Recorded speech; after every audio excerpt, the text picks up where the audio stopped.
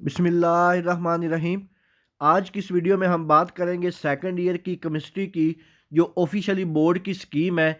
इंशाल्लाह ताला इस दफ़ा जो आपका बोर्ड का इम्तिहानात है वो इसी स्कीम के मुताबिक होगा। आप पंजाब के किसी भी बोर्ड से ताल्लुक़ रखते हैं, इंशाल्लाह ताला आपके तमाम पंजाब के जो बोर्ड है उसमें यही स्कीम को फॉलो किया जाएगा।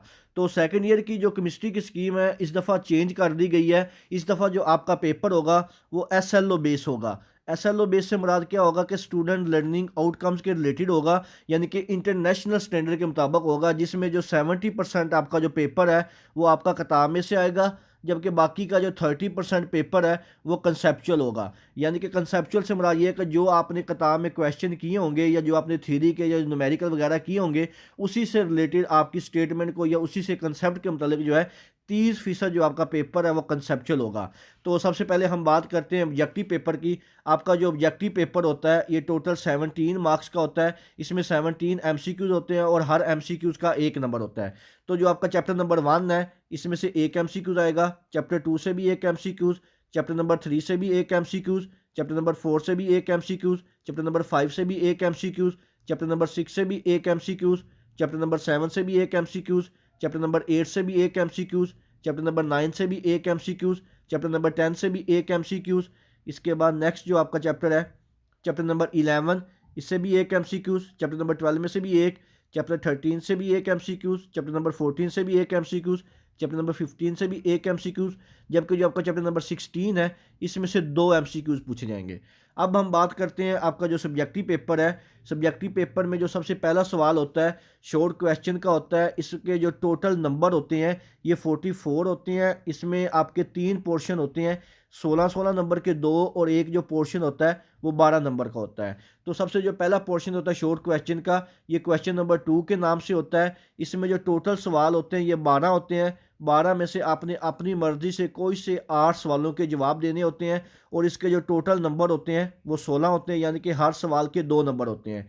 तो जो आपका क्वेश्चन नंबर 2 है यानी कि फर्स्ट पोर्शन होता है शॉर्ट क्वेश्चन का, ये आपका चैप्टर नंबर 1, 2, 3, 4, 5, 4, 6 और 15 इन चैप्टर को मिला के बनाया जाता है। तो जो आपका चैप्टर नंबर 1 है इसमें से 2 शॉर्ट क्वेश्चन, चैप्टर नंबर 2 से भी 2 शॉर्ट क्वेश्चन, चैप्टर नंबर 3 से भी 2 शॉर्ट क्वेश्चन, चैप्टर नंबर 4 से भी 2 शॉर्ट क्वेश्चन, चैप्टर नंबर 6 से भी 2 शॉर्ट क्वेश्चन और जो आपका चैप्टर नंबर 15 है इसमें से भी 2 शॉर्ट क्वेश्चन पूछे जाते हैं। इसके बाद नेक्स्ट जो आपका पोर्शन होता है शॉर्ट क्वेश्चन का, क्वेश्चन नंबर 3 के नाम से, इसमें भी टोटल जो सवाल है वो 12 होते हैं। 12 में से कोई से आपने अपनी मर्जी से 8 सवालों के जवाब देने होते हैं। हर सवाल के 2 नंबर होते हैं और ये वाला जो टोटल पोर्शन है ये भी आपका जो है 16 नंबर का होता है। इसमें जो आपका चैप्टर नंबर 5 है इसमें से भी 2 शॉर्ट क्वेश्चन पूछे जाते हैं। चैप्टर नंबर 7 से भी 2 शॉर्ट क्वेश्चन पूछे जाते हैं।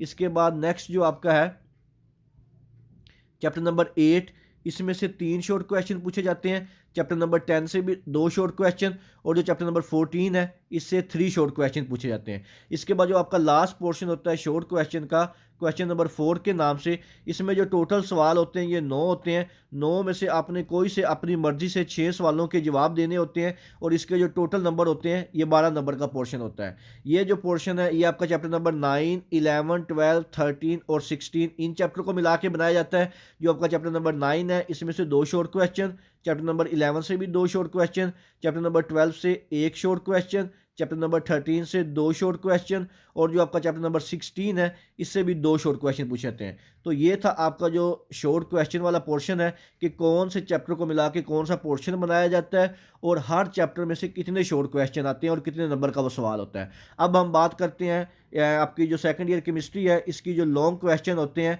कि इस दफ़ा जो लॉन्ग क्वेश्चन की पेयरिंग स्कीम है वो किस तरह बनाई जाएगी।